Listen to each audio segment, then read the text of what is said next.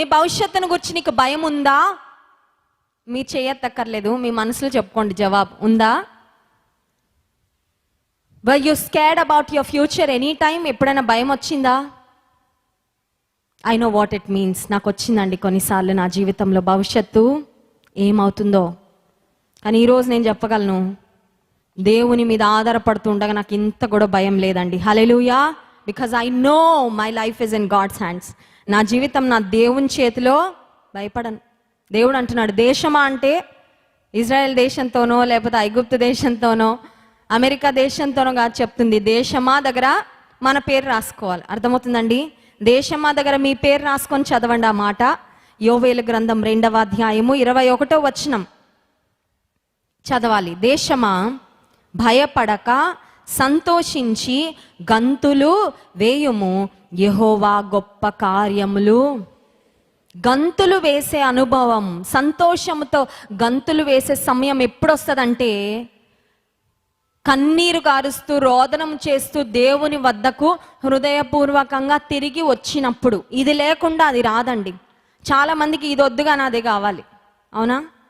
ప్రార్థన చేసే అనుభవం వద్దు, విశ్వాసంలో ఎదిగే అనుభవం వద్దు, దేవుని కొరకు సమర్పణపూర్వకంగా జీవించే అనుభవం వద్దు, విత్తనాలు విత్తడం వద్దు, కానీ పంట కోయడం మాత్రం కావాలి. They are only dreaming about reaping a great harvest. దేవుడు అంటాడు, నీకు పెద్ద పంట కావాలా? ముందు నువ్వు మోకాళ్ళు వేయి, ముందు హృదయపూర్వకంగా నా వైపు తిరుగు, ముందు పశ్చాత్తాపడు.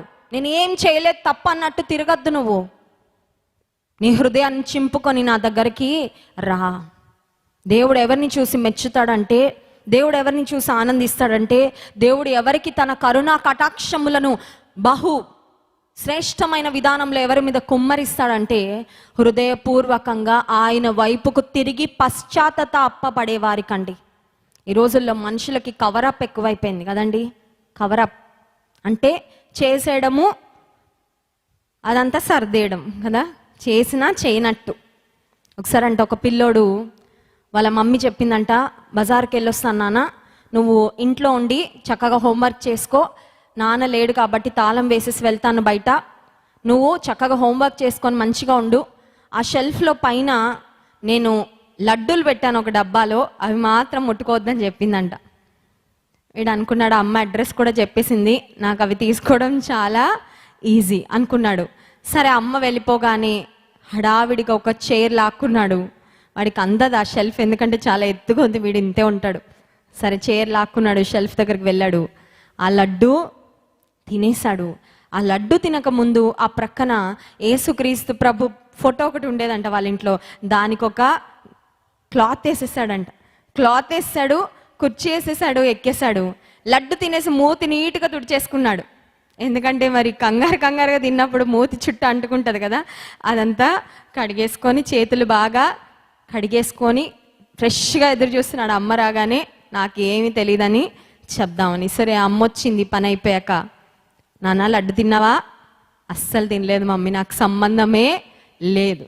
అమ్మ లెక్క చూసుకోదు కదా, ఎన్ని లడ్లు పెట్టిందో లెక్క చూసుకోదు. ఒక లడ్డు తింటే తెలియని కూడా తెలియదు కదా, అది ఎంతవరకు ఉందో అంతవరకు ఉన్నట్టు అనిపిస్తుంది. కానీ అమ్మకి 2 దొరికినాయి. ప్రూఫ్లు ఏంటి? యేసయ్య పటానికి ఒక టవల్ వేసాడు, ఆ కుర్చీ తీయడం మర్చిపోయాడు వీడు. పాపం కంగారులో మూతి తుడుచుకున్నాడు కానీ కుర్చీ తీయడం మర్చిపోయాడు. అమ్మకి రెడ్ హ్యాండెడ్గా దొరికేశాడు. అప్పుడు అమ్మ అడిగింది, వాట్ అబౌట్ దిస్? ఇదేంటి నాన్న అంటే మాట్లాడట్లేదు ఇంకా. ఎందుకంటే చాలాసార్లు దేవుని కళ్ళు కప్పి, నేను బాగానే ఉన్నానులే, అన్నీ చేసే సర్దేస్తున్నా బాగా నీట్గా, ఐఎమ్ కవరింగ్ అప్ అని అనుకుంటా ఉంటాం. కానీ మన మనస్సాక్షి మనల్ని గద్దించట్లేదా? చాలామంది తమ మనస్సాక్షిని అదిమి పెట్టేస్తూ ఉంటారండి. మనస్సాక్షి గద్దిస్తున్నా కూడా ఆ మనస్సాక్షిని చంపేస్తారు.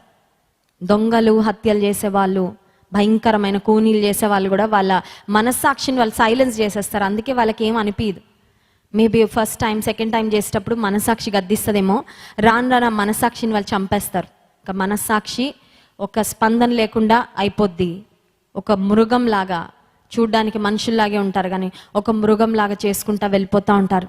కానీ ప్రతి విశ్వాసికి 2 విషయాలు ఉన్నాయండి. ఒకటి, మన మనస్సాక్షి దేవుడిచ్చిన గిఫ్ట్ మనల్ని గద్దించడానికి. రెండవది, మనలో నివసించే పరిశుద్ధాత్మ దేవుడు. హల్లెలూయా. మనస్సాక్షి థర్మామీటర్ లాంటిది. మనస్సాక్షి ఓన్లీ గద్దిస్తుంది తప్పు చేసినప్పుడు. This is not right, you are not suppose to do this, ఇలా చేయకూడదు కదా నువ్వు అని మనస్సాక్షి గద్దిస్తుంది. కానీ పరిశుద్ధాత్మ దేవుడు గద్దించటమే కాదు, తప్పు చేయకుండా ఉండడానికి కూడా శక్తిని పరిశుద్ధాత్మ దేవుడు అనుగ్రహిస్తాడు. హల్లెలూయా. సో విశ్వాసికి దేవుడిచ్చే బోనస్ అదనమాట. నీ మనస్సాక్షి నిన్ను గద్దించడం మాత్రమే కాదు, పరిశుద్ధాత్మ దేవుడు నీలో ఉండి నిన్ను బలపరుస్తాడు.